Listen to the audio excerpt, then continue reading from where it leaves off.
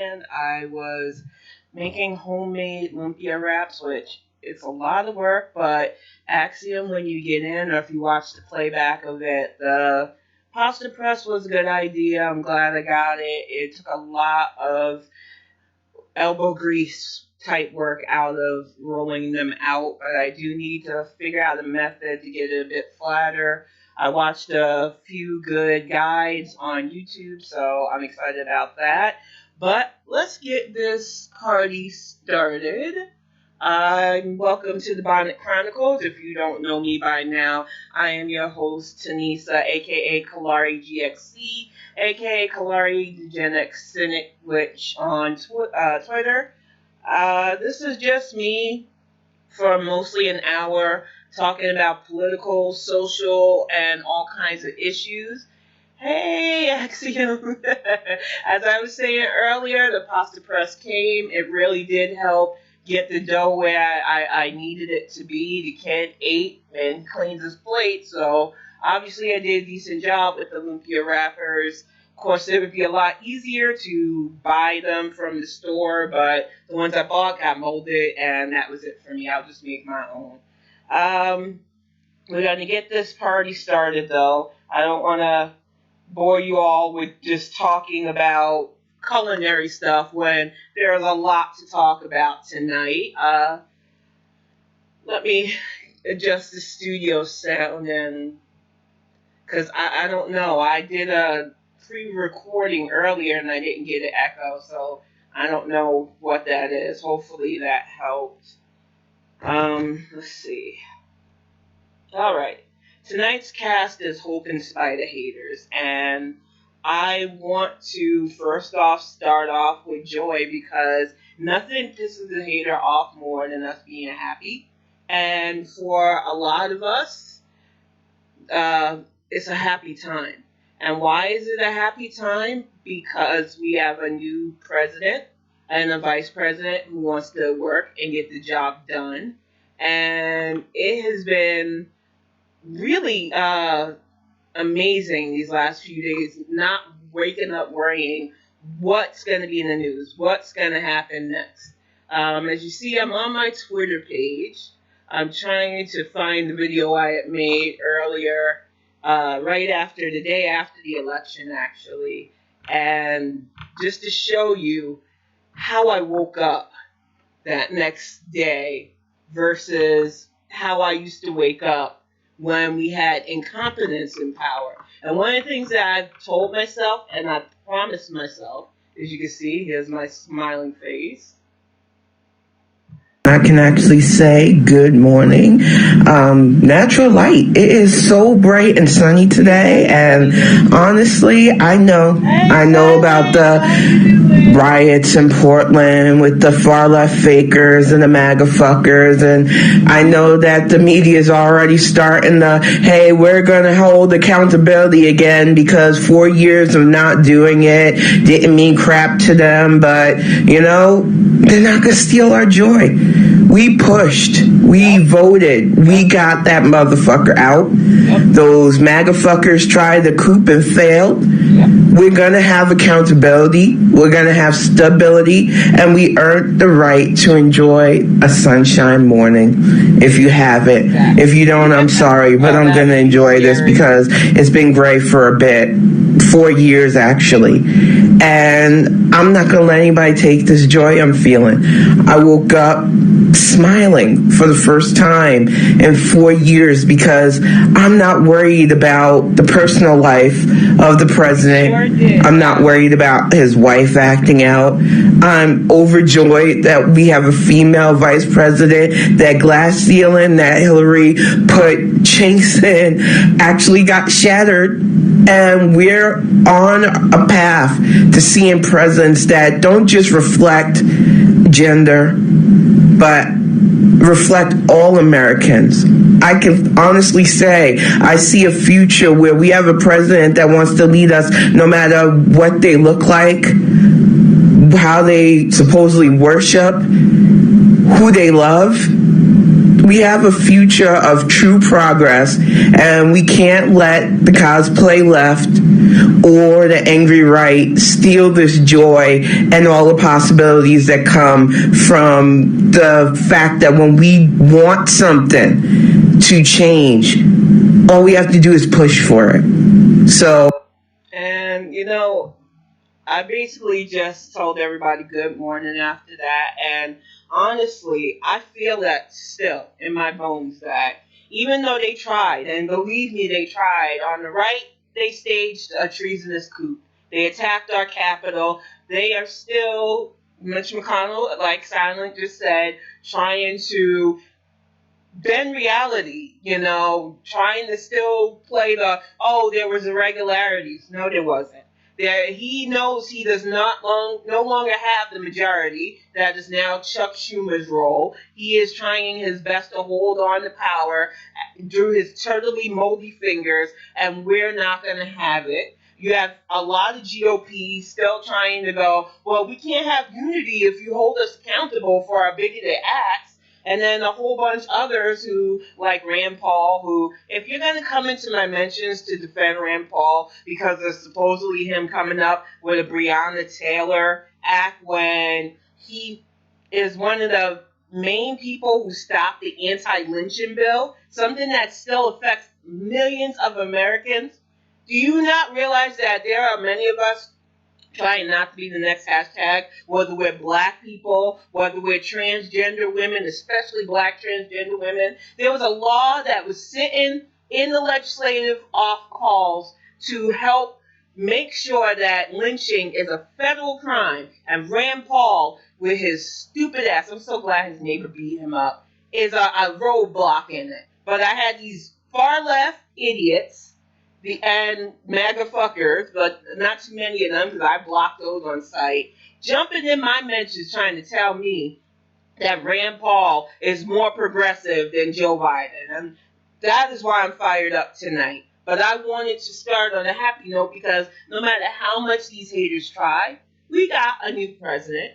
We're happy. And nothing makes a hater feel worse than when you're living your best life, when things are going great despite them boo-hooing and being contrarian.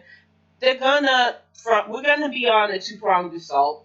We're gonna have it from the far right and the far left and basically all the right, but definitely the far left. They are acting out.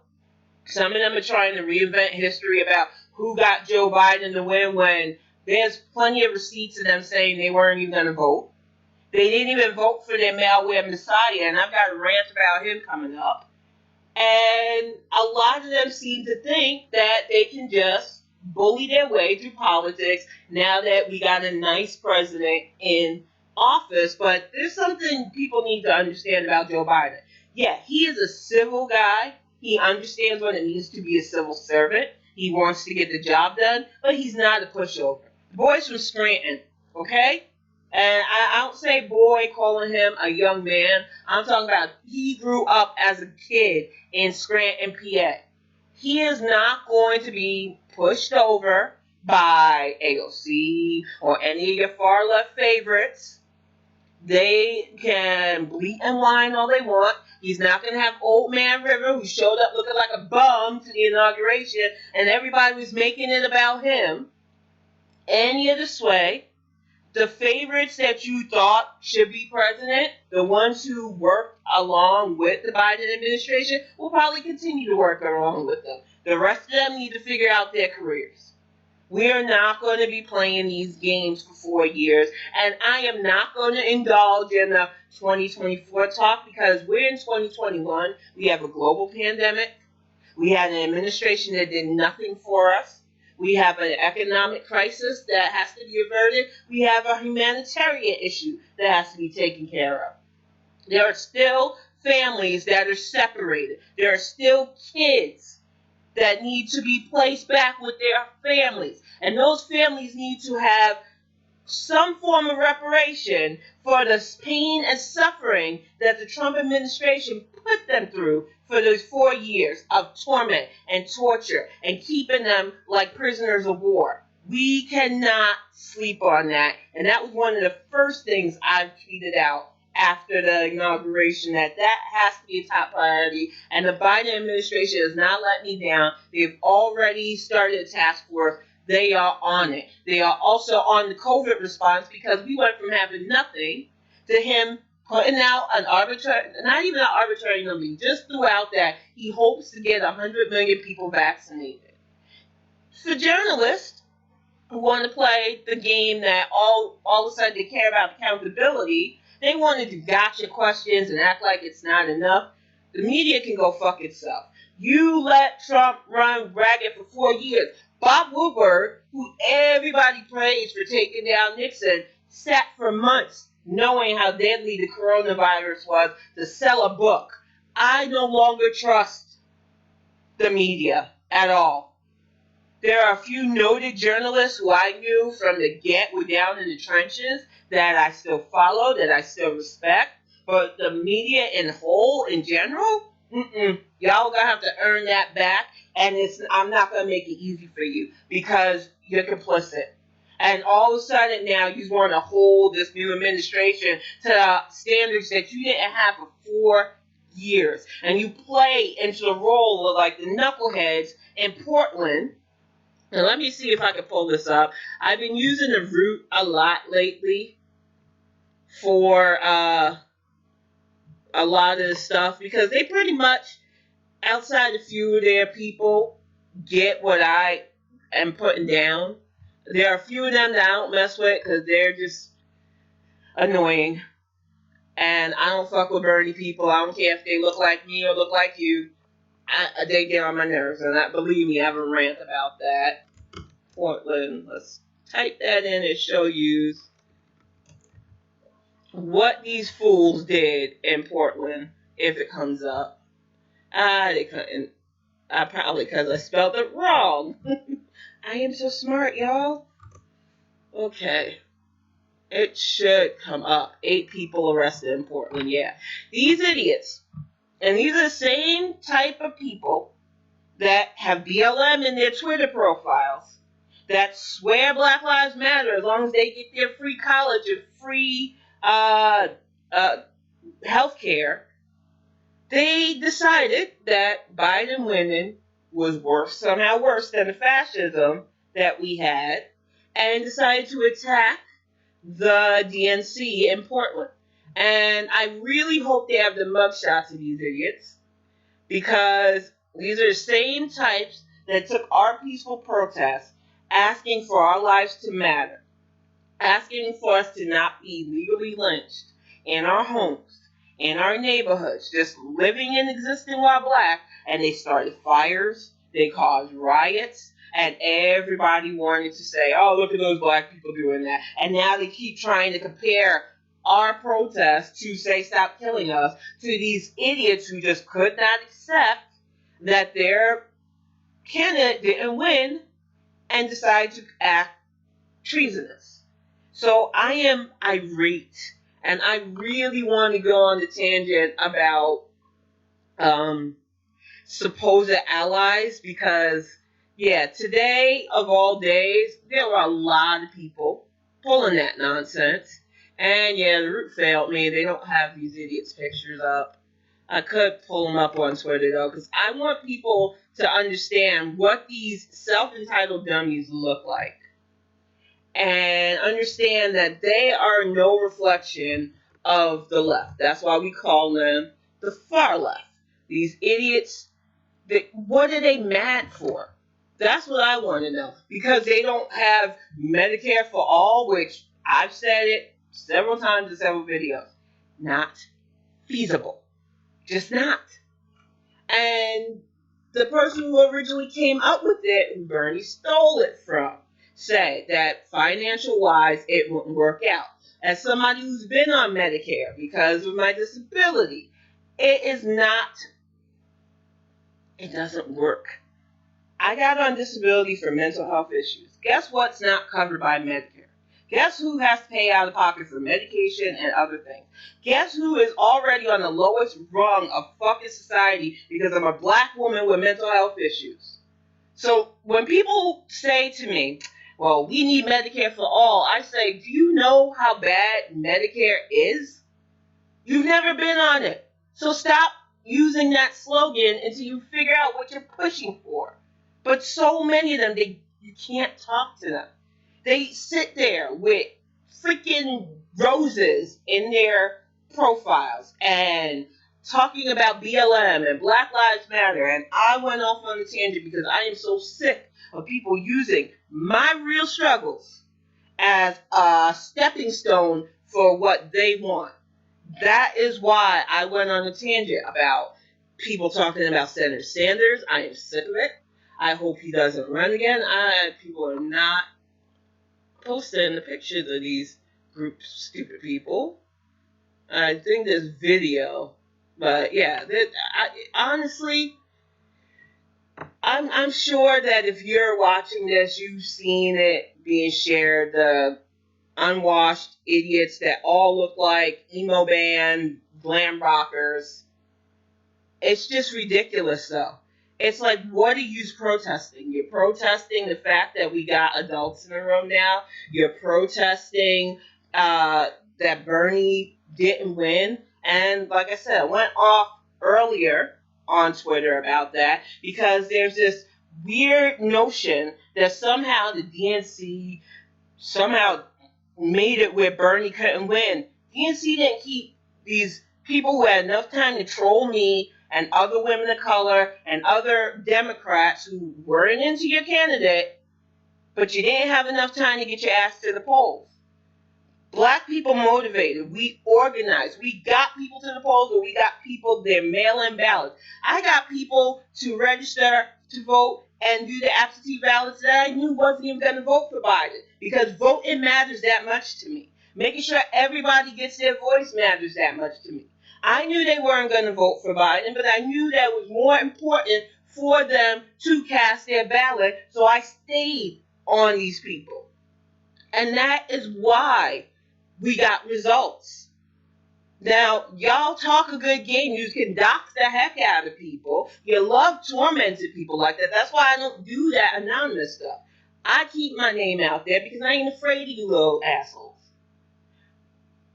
The thing is, all that energy you put into harassing people for 4 years, telling us that we were going to bend at the knee for your senator who has nothing under his name. And that man has been a senator for 40 years. The only thing he has under his name is name in a fucking post office. And you're going to tell me I'm going to bend at the knee for him? We ain't doing that. We didn't want a dictator on the right, so why the heck would we want one on the left, especially one who's not a real Democrat and just wanted to use our resources? Chris, who's up here on my screen right now, asked a very good question the other night. Why do black people reject populism? And I'm very point blank succinct when I come to answer stuff like that. And point blank, populism is celebrated by white people because it keeps them at the top of the hierarchy and it keeps the rest of us down. Black people see that. We've seen it for 400 plus years. That's why we don't want no parts of it. And the people that push populism are always to the freaking extreme with it. You have the Donald Trump side of populism, that law and order, even though they break all the laws. The I'm better because I got money, even though he's really a broke ass that owes a lot of money to creditors who are going to come collecting now. Then you have the far left, who seem to think that if it can't be sloganized and put on a bumper sticker, if it can't be bare minimum of effort to look like activism, that it's too much. They don't want incremental activism that actually does groundbreaking, long-lasting term progress. They want everything instant, like everything's a Starbucks. And that's not how life works. You think that the rights that you take for granted just happen overnight? Do you realize that in some medical books still, in some IDMs, because I went to school for medical coding and billing, being gay was listed as a mental illness? Do you understand that people could literally die just for who they love? Do you understand that you probably have parents that went to lynchings of my family members? And you act like all of a sudden people just woke up and made everything free. Women had to fucking get beaten to get the right to vote. We had to burn our bras just to have the basic right to get an abortion if we're the victims of incest or rape. And even then, in some states, they try to force you to have your freaking rapist baby.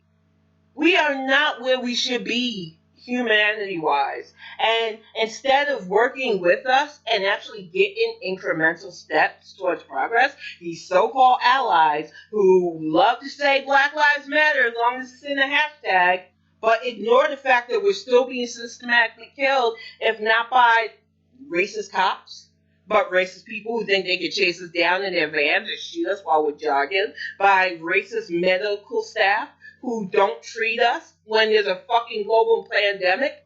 I am paranoid of getting sick. I have not gone out in a year. Axiom can attest to it. I don't interact with people I don't know. And I don't know that many people, so I don't really interact with a lot of people, period. Because I can't risk being sick. The reason I can't risk being sick is because I feel it in my bones. I would go to a hospital, especially right here in Saginaw, where there are a lot of people sick right now.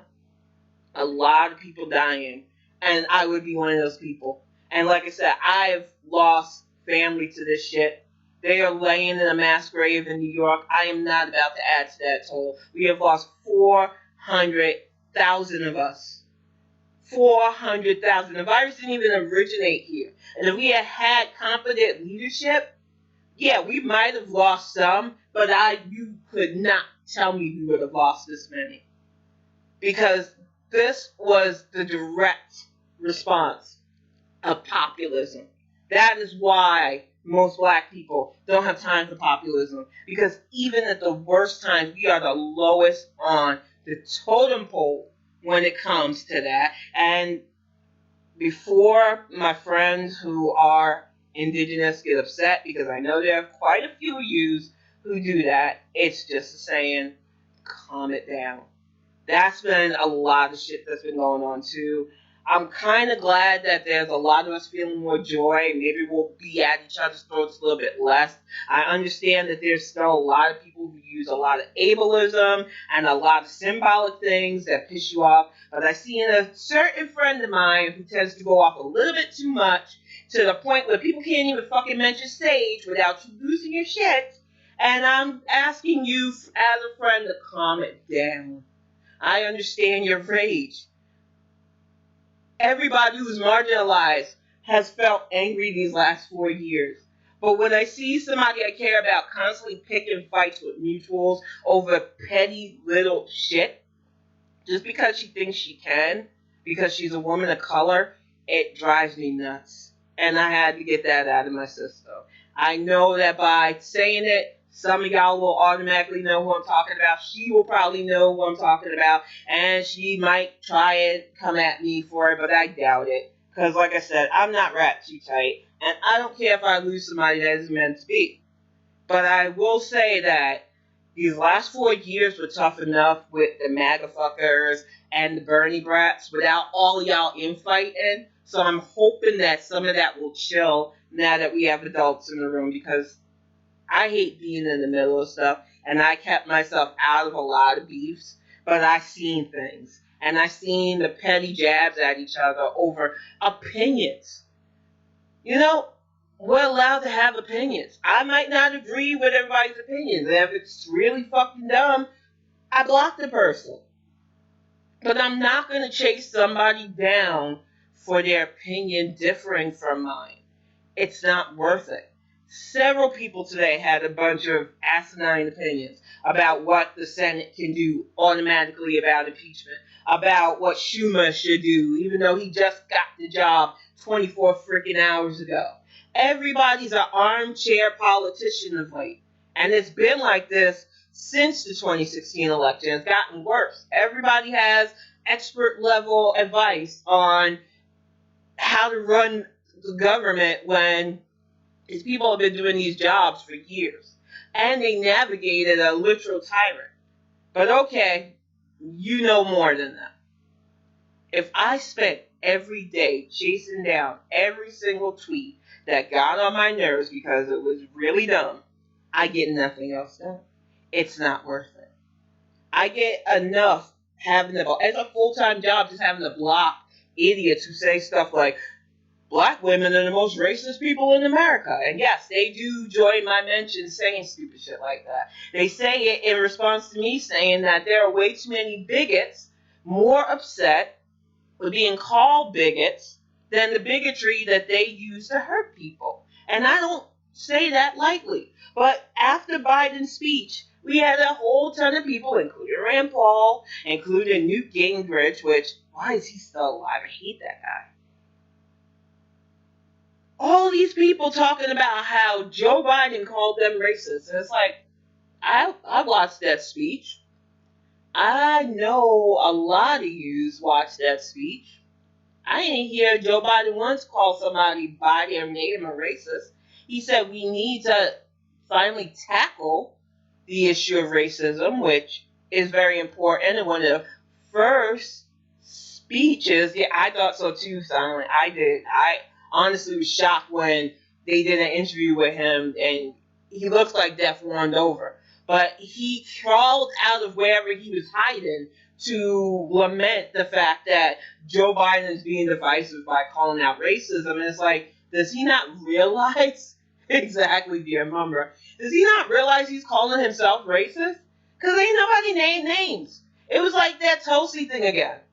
When Hillary Clinton, 2 years ago, I think it was, made a comment about how the DNC may be infected by a right-wing mole. She didn't name names. But the only hit dog that hollered was Tulsi, I'm no longer Representative Gabbard. And like I said, the whole saying is a hit dog will holler. We didn't hit on any of you hollered anyway, though. It is ridiculous. And yes, the guilty does make the most noise. And I didn't miss your thing on executive orders. That's another thing. 24 hours into his presidency, he's already gotten us back into the Paris Accord. He already signed executive orders to help rent issues and financial issues for struggling Americans during this pandemic. He's gotten the response team being put together to reunite the children with the families. There's a long laundry list of things that within his first 24 hours, he is undoing a lot of the damage that the Trump administration did, closing the Keystone Pipeline. That, for me, was such a... I'm trying not to curse, but it made me mad because Trump looked those tribal members in their faces and said he wasn't going to do it, and then he went and did it anyway. They were protesting because you were destroying their lands, and you turned around and lied to them and did it anyway. And rolled back so many environmental protections and all kinds of things that made us worse for wear. And we were already in the danger zone environmental-wise. So it is so good to have an administration that understands we can't play around with this and got the job running from day one. And that is why I'm not going to allow these fake allies to the left and these fake allies to the right. And I shouldn't even say allies because they're not trying to ally with us. They're trying to smoke and mirror us and tell us that, oh no, we didn't commit treason, we were just protesting. You stormed the Capitol, and if it wasn't for Eugene Goodman risking his life to divert that treasonous mob away from the Senate floor, we might not have had a new president and vice president. And I was so glad to see him get that Deputy Sergeant of Arms, even though it was a temporary honorary position. He got to protect Kamala Harris as she was being sworn in. And for me, I teared up seeing it, along with the pictures of little girls wearing their pearls and their Chuck Taylors. That one little girl that I shared with Axia, standing with her hand up as Kamala took the oath of office. I think people don't understand that we lived history right now. Yes, we lived a really bad time in history, but we lived that was such an epic moment in history. Something that I'm going to be able to tell my grandkids about. And I'm excited about that. I think a lot of people don't realize as we live historical moments just how important they are until a few years down the line and we're talking about it and how it impacted us. And I'm telling you, just seeing how happy and proud she was because she knew she was set in a path for so many girls who grew up hearing that there was never going to be a woman president. And for many of us, we used to hear before President Obama that there was never going to be a black president. And now I know that we can stop telling Americans never.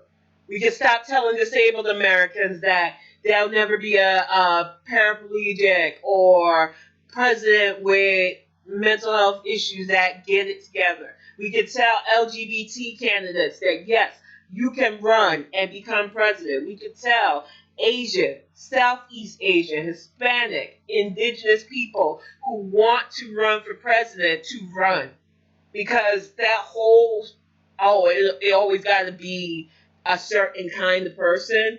Yeah, we shattered that, and we're not going back to that.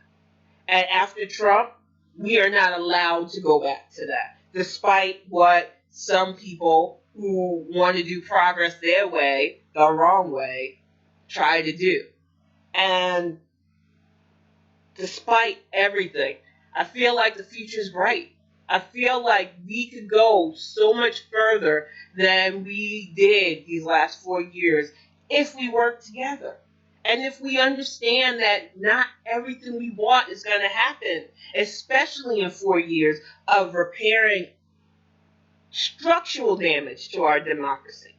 Our democracy is hanging by a thread, and we still need to focus on the 2022 elections coming up. We need to know who our local representatives are. We need to make sure that men like Josh Hawley and Ted Cruz, if they're not being arrested, which I have a good feeling that both of them are going to be in jail for their parts in the insurrection, but if they're not, that they're replaced by actual civil servants and not grandstanding treasonous weasels. That's it. We need to focus. This is not the time to act like everything is going to be okay. Joe is going to need everybody's help in this because there was a lot of damage done in these 4 years. It was like we let a toddler left in a room with a whole bunch of fragile stuff and they damn near broke everything in there. And some of the stuff they broke can be repaired, but you're always going to see the damage done. That's what 4 years of Trump did to our democracy. We might repair it, but you're going to see the damage he did in those 4 years. And it's up to us to make sure that we keep this majority that we have. Because right now, as I'm making this Bonnet Chronicles, we have a House majority, a Senate, and the White House. But even with that, we cannot be lax. We have to stay on our elected officials. I've reached out to Senator Sav now. I'm going to keep on my elected officials to take seriously holding the people responsible for what happened on January 6th accountable. We definitely need COVID relief in every state, and we need to focus on the environment, human rights, and civil rights. And we can do that now because we have people who care. But we also have to be wary of fake allies. One of the ones that I'm going to talk about tonight, and some people might get mad at me. Y'all might want to unfollow me. Go on. Just don't make noise about it because honestly, it's more embarrassing for you because A, I'm probably going to forget who you are. And I'm being bluntly honest about this because it really annoys me when I get somebody who's like, I don't like what you said even though I followed you because I like what you said. I'm leaving. Just leave. Eventually I'll notice that I'm following somebody that isn't following me back, and unless it's somebody that I really don't want to see anymore, I'll either keep following you or I won't. It doesn't matter to me. I like interacting with people, but the moment you decide that you got to come to me and do this whole diva exit, I'm going to make sure I don't see you again. And I'm going to probably forget who you are. So if you got to do that after I talk about Katie Porter, who I'm about to drag for filth, bye. Don't let the door hit you where the good Lord split you. But my problem with Katie Porter is a problem that a lot of us black women, a lot of black people face when we worked in corporate workplaces, like when I worked in a corporate workspace, is these microaggressions. And they think they're slick because they're a media darling, they're a bunch of people's favorite because of their antics. She was really cutesy with her whiteboard. She really does know how to stick it to people when it comes to messing around with people's money. She's very Warren S. Light, which is why I feel she acts the way she does. And Senator Porter seems to have an issue with black people. And if you don't believe me, think about the action she's taken these last few days. It broke in the media, which, even though I don't like the media that much, at least they had the decency to break that she was trying to get on 3 committees that are rated A. I'm not really all that familiar with committee rankings, but from what I've learned, that A plus committees, you cannot have more than 2. You have to get a waiver to have more than 2, and they really don't want senators and representatives to have more than 2 because it's a lot of work. You are going through a lot of legislation, and you need to be able to focus. So Maxine Waters is head of an A-plus committee on finance. Porter was a part of that committee. She just put in for 2 other committees, which means she would have had 3. She decided that she wanted to put in a waiver. That was denied. So instead of understanding that, they said no, you need to go with the 2 that you've been assigned to. She went behind Auntie Maxine Waters' back to diminish the A rating of the Finance Committee, lower it so that she could keep it, to skirt the rules. And when it was found out, she carried her way through it. And people were giving her a pass for that. But then she decided that wasn't enough to prove to black people what many of us knew, and that's why we weren't standing her like some of you people were. She decided that the foreign general that Joe Biden appointed to head up the DOD, the Department of Defense, wasn't allowed to get a waiver because instead of 7 years being non-active military, it was 5 years that he wasn't non-active military. Now, let me tell you something about the Biden administration. He has the most diverse, when I say diverse, I mean diverse, women, men, transgender. I even think there are non-binary members of his cabinet now, which is a first. We have Pete Buttigieg leading up our Department of Transportation.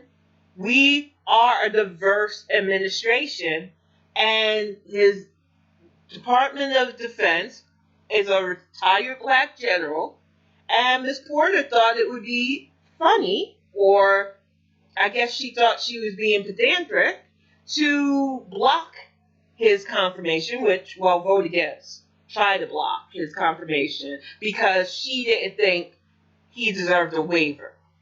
And you know I'm in side-eye mode because I didn't like her in the first place, and this didn't help. And she is typical.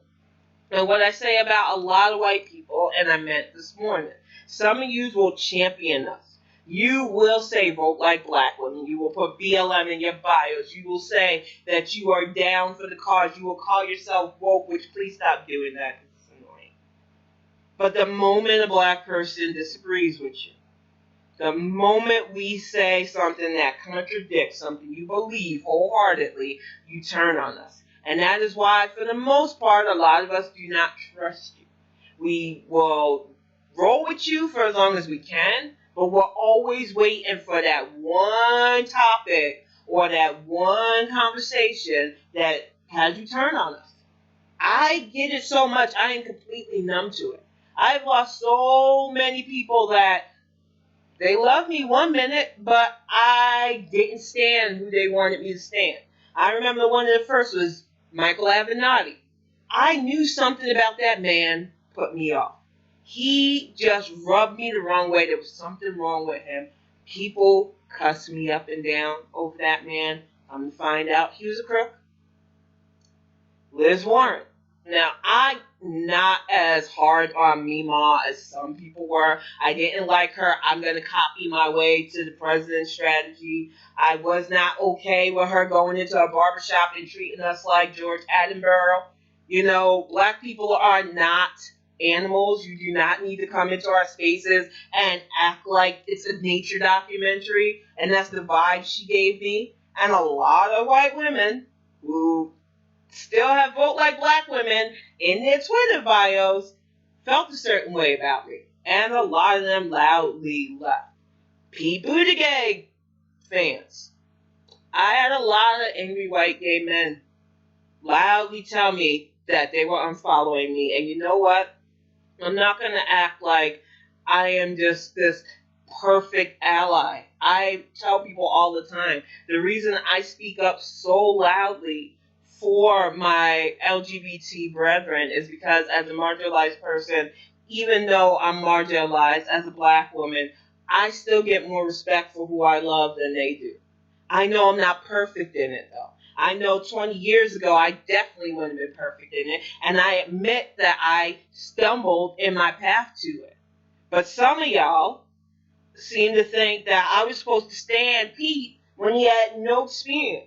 I have his back now because I feel like he's really doing his part to learn the steps in becoming the president. And I do feel like he and Chasten will be in the White House one day as the first gay president and first husband. But he needs to earn that role. And a lot of you came out to face. And all I could say was bye. I don't remember none of y'all's names. And I probably won't unblock you because of your diva mode. But bye. And it was always the same demographic. And now we have people like Amy Siskin getting on there talking about how the Women's March gave us Joe Biden and ignoring that 55% of women like her voted for Trump to get another second term. And there is a lot of fake ass allyism that I'm going to be calling out.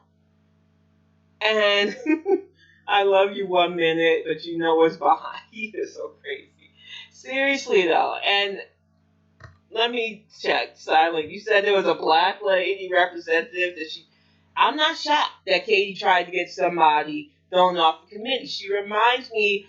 I swear, the workplace I worked at when I was in my 20s was tense only because I knew I was on thin ice.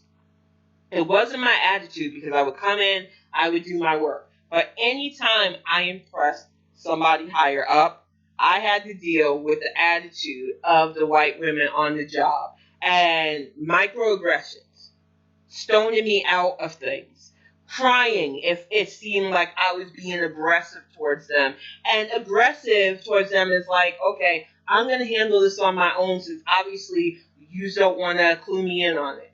My tone was always too loud for them. My attitude was always too bad, even though I was the one being shut out. I was the least paid corporate employee at that time. Couldn't even get them to give me a decent raise, even though they praised the work I did. But I stayed in constant fear of these women who would smile at me because, hey, we got to act like we like this black woman. But they always looked at me like, we're better than you, and we could turn our tears on you at any moment, and people would believe us over you. That shit messed with me. That is why I will never put myself in that position again. It was traumatic, it was tiring, and it makes me not trust certain people. And I don't hide away from that. You have to earn my trust. I like to think that the people that I really do call friends are a diverse group of people. I mean, no more conservatives. I made that clear a couple of Bonnet Chronicles again. I don't fuck with y'all no more. Sorry. My humanity is not up for debate. Other marginalized people's right to live is not up for debate. And since you can't seem to get that, and Your people like to cause treason when you don't get your way. I can't mess with any of you. So, no, I don't consider any conservatives my friend anymore. And it's kind of sad to say, but they did that themselves. But the problem I have with people like Katie Porter, people like Amy Siskin, people like Rosie, who, somebody got me to unblock her because they wanted to show her my video about, stop killing us. But my issue was the moment Kamala stepped out of line during the Democratic debates, she turned on her. Because we're not allowed to speak our minds or express ourselves without being accused of being angry or attacking. Nobody got attacked on this DNC stage. Nobody said Warren attacked Buttigieg when she kept going on about wine tavern. They were applauding her. But let a black woman bring up injustice, bring up people's records on injustice, and all of a sudden, it's an attack. We've lived that life for a long time. And that's why we see through people who have to tell us that they're our allies. And let me key you in on something that some of you might not understand. If you have to tell me you're my ally, I don't trust you. I don't let people tell me what they are to me. I let you know what you are to me. And a lot of you are a liability to me. A liability to me living in peace and comfort and quiet. So, yeah, you might feel you're my ally, but I'm going to tell you to your face, the moment you say that to me, you're canceled in my life. I don't need people to tell me they're my ally. I need you to show me by fixing yourself, making sure that you don't pass around stuff that is harmful, hurtful to marginalized people. You don't need to be spreading ableist jokes. You don't need to be tearing people down because you don't agree with them. But, a lot of you don't do that. A lot of you will make a harmful joke that slanders Native Americans viral and then go, well, it's not my fault, and then attack somebody who lost a family member and think I don't see that. A lot of you will play games like, I'm all for BLM because I adopted a black child or I married a black person. And can I say this? We are not your get out of jail free cards. One of the reasons why my relationship with Axiom has always worked is he never changed himself and I never changed myself. We are who we are and we love each other because of who we are. We don't use our relationship as a cudgel against the fuckery that goes on in society. We love each other in spite of it. And a lot of white people, and I'm saying this to be 100% honest, take for granted how much of a struggle it is, especially after 4 years of Trump, for black people to be in multi-ethnic relationships with a white person right now. Because for 4 years, I was worried about who's going to stab me in my back. And seeing the diverse demographic of white people of income levels that were not poor, ready to commit treason, yeah, it's been a rough 4 years for a lot of us in multi-ethnic relationships. And the reason why is because on the far left and on the right, you have people who want that palatable bigotry. As long as they feel like they are at the top of the food chain, they don't care what happens to the rest of us on the bottom. And they sure as heck don't want us all being equal, because equality for all of us means their mediocrity shows more. They don't have to work as hard as we do. Do you realize the stuff that both Barack Obama and Kamala Harris had to be and achieve just to get to where they are? Yet Donald, I can barely spell Trump, became our president because of hatred. That is what's wrong with this society. That's why I don't mess with the far left and their Bernie love. Because Bernie speaks to that white supremacy in a palatable way. He was one of the first people that said, I don't think that the Trump supporters are racist. January 6th would argue with you, Mr. Sanders. He was the first to coin that people who are marginalized, who are living with bigotry that's literally impacting our life and well-being, is identity politics. And you wonder why most black people, except for the ones that will say what you want because they see a good grift, didn't want to give him our votes. We didn't want to mess with him because you reduced our lives. And when I talk about our lives, I'm not just talking about black people. I'm talking about LGBT who had to deal with bigoted ass beggars, to people denying the right to marry them, even though marriage equality has been on the books for about a decade now. We had to deal with Kim David's ugly troglodyte ass not certifying weddings because she felt it went against her religious right.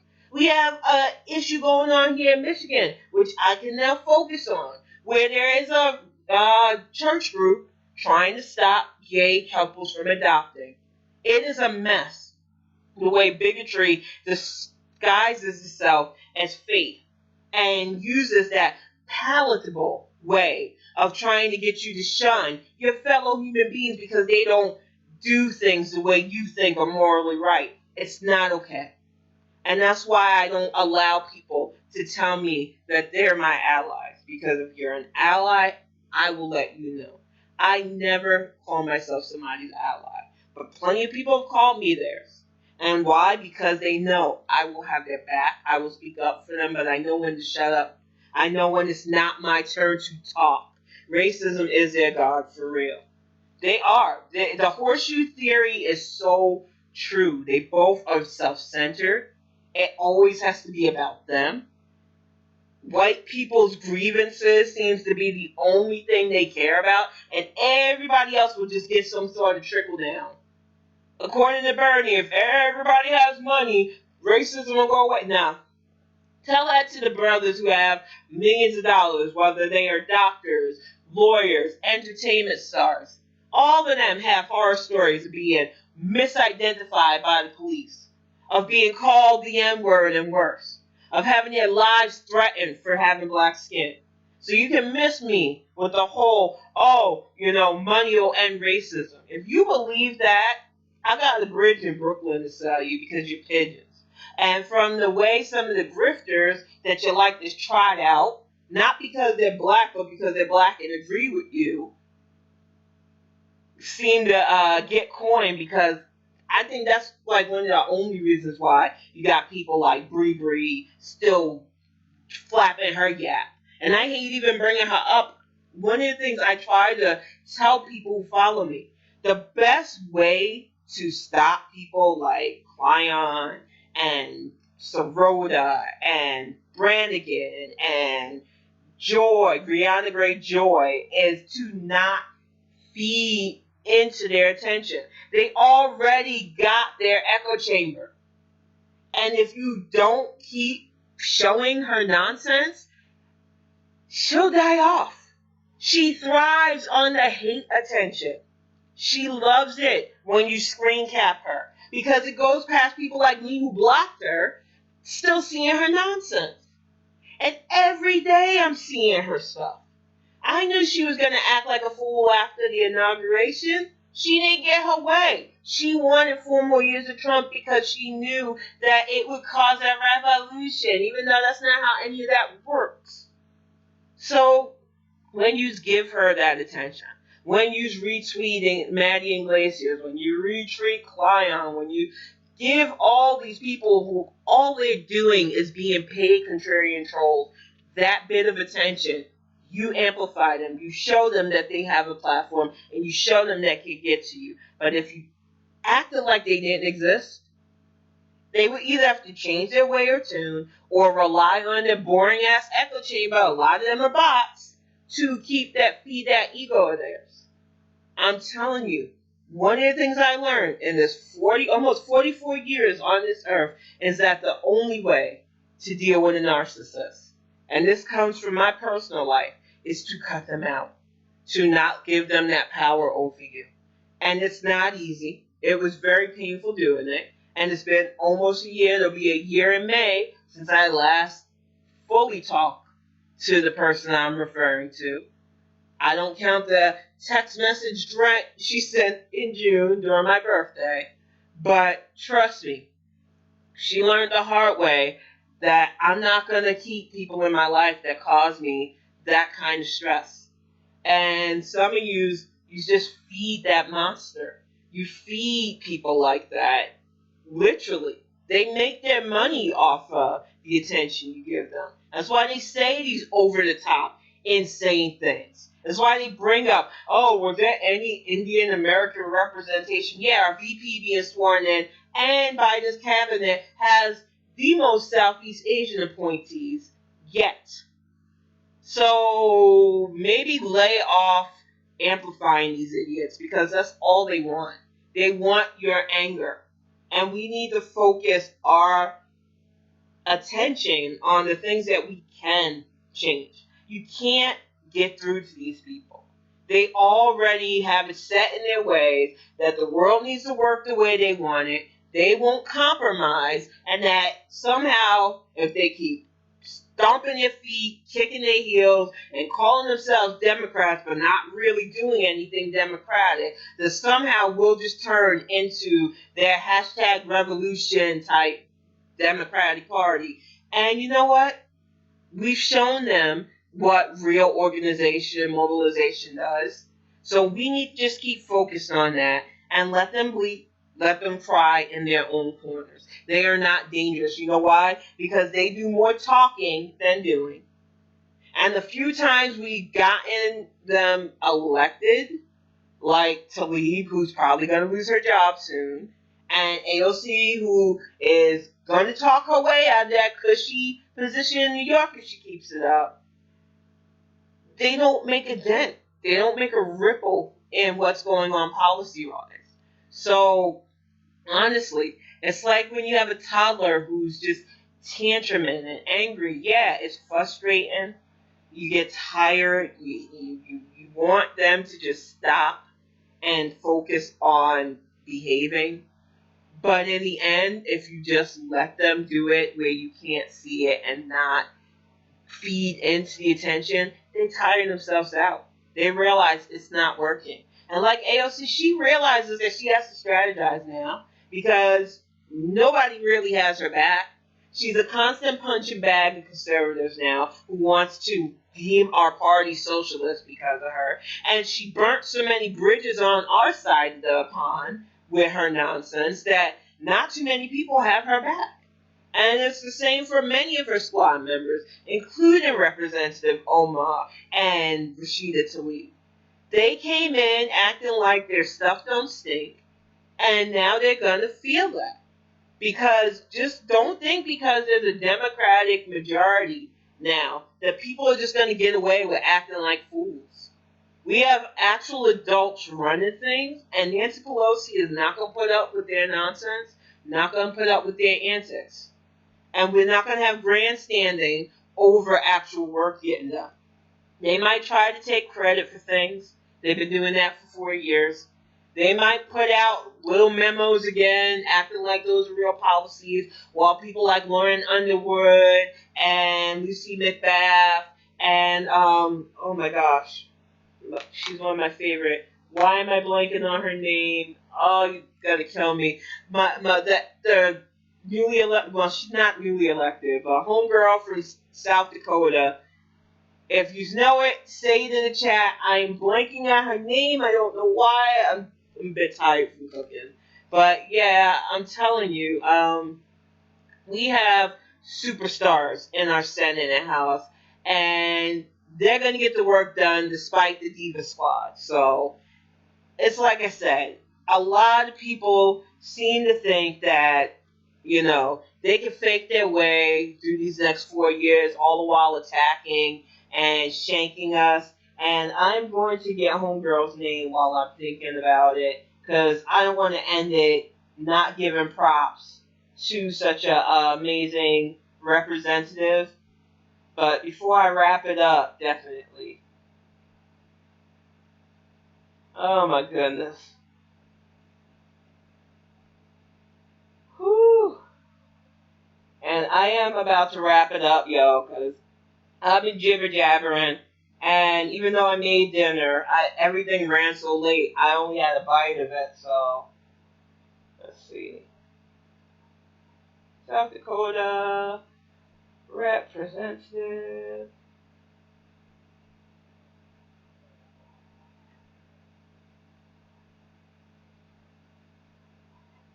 Oh, for Pete's sake. I can't believe I'm blanking on her name. I can see her face. I see her boxing, and she is just such a kick-ass. She's one of the first LGBT members as well. Oh my goodness. I'm gonna have to, you know what, Axiom? I'm gonna so pinch you later. I will get her name and make an amendment in the next Bonnet Chronicles, but I am gonna wrap this up. Thank you all for participating. I love you, Axiom. You can tune in to his stream. He has gaming stream. He streams Monday, Wednesdays, and Fridays. This Friday, unfortunately, he couldn't stream because of personal issues, but he will be back for Mario Mondays. I moderate for those, so you'll see me in the chat ribbing him as he uh, goes through a lot of tough challenges while gaming, but has fun. I will be back next Friday with all new topics. It'll probably be a lot more positive. I really, as angry as I feel about some of the messed up ways people have been behaving after we got rid of fascism, I'm feeling at peace. And that's what I really want to leave you all with. It's okay to be happy. We worked hard and we got rid of a fascist wannabe dictator. And we have competent leadership in right now. And there are a lot of things that need cleaning up, but we can take solace in knowing that we have people that are going to do it. So with that, I'm going to sign off. Oh, Jennifer Van Horn is a good one. But no, what is her name? She's an indigenous woman. I can see her face. Oh my goodness, it's driving me nuts. Ah, Sharice Davis. Why couldn't I remember Sharice's name? There we go. Thank you so much, Silent. It was gonna drive me nuts if I didn't get her name. But with that, see you guys next week. I'm gonna get this party popper. I'm gonna get this wrapped up, get it uploaded to YouTube, and I will be back next week. See y'all later.